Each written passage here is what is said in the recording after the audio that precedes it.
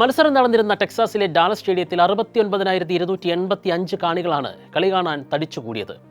ഇത്രയും വലിയ ജനക്കൂട്ടത്തിന്റെ കണ്ണ് ചിതറിക്കുന്ന ബഹളത്തിനിടയിലാണ് കോച്ച് ഈ ബോർഡ് തന്ത്രം വിജയകരമായി പയറ്റിയത്. വെറുമൊരു ബോർഡ് ഉയർത്തിക്കാട്ടിയാൽ കളിക്കാർക്ക് കാര്യം മനസ്സിലാകണമെങ്കിൽ അതിനായി മാസങ്ങളോളം നീണ്ട പരിശീലനം ആവശ്യമാണ്. ഓരോ നമ്പറും കാണുമ്പോൾ കളിക്കാർ ഗ്രൗണ്ടിൽ ഏത് പൊസിഷനിലേക്ക് മാറണം, ആരാക്രമിക്കണം എന്ന് കൃത്യമായി പ്ലാൻ ചെയ്തിരുന്നിട്ടുണ്ടാകണം.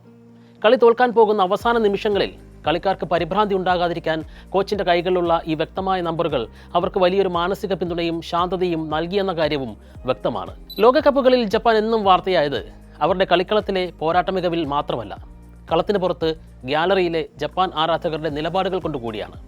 മത്സരശേഷം ഗ്യാലറികൾ വൃത്തിയാക്കി മടങ്ങുന്ന പതിവ് ഇന്നലെയും അവർ ആവർത്തിച്ചു. മറ്റു കാണികൾ ഉപേക്ഷിച്ചു പോയ കുപ്പികളും ഭക്ഷണ അവശിഷ്ടങ്ങളും പോലും പൂർണ്ണമായി നീക്കിയ ശേഷമാണ് ജപ്പാൻ ആരാധകർ മടങ്ങിയത്. ജപ്പാനിലെ റോഡുകളിൽ മാലിന്യപ്പെട്ടികൾ അപൂർവമാണ്. കാരണം ഒരാളും കൈവശമുള്ള മാലിന്യം തെരുവുകളിൽ നിക്ഷേപിക്കാറില്ല.